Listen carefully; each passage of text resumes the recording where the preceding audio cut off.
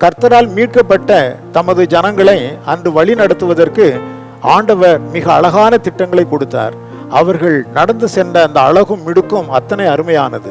12 கோத்திரங்கள், 12 கொடிகள், அவருடைய பிரயாணத்தில் எல்லாம் அது அத்தனை எழுச்சியாக காணப்பட்டது.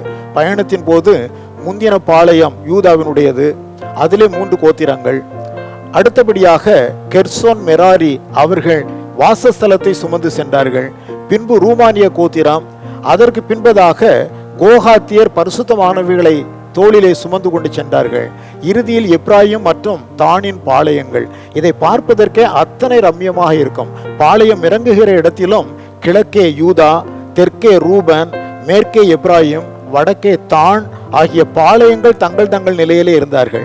இது புதிய ஏற்பாட்டு சபையில் காணப்பட வேண்டிய ஒழுங்கையை சித்தரித்து காண்பிக்கிறது. 1 கொரிந்தியர் 14:40 சகலமும் நல்லொழுக்கமாய் செய்யப்பட வேண்டும் என்று சொன்னார். நம்முடைய ஆராதனைகளில் இந்த ஒழுங்கு காணப்படுகிறதா?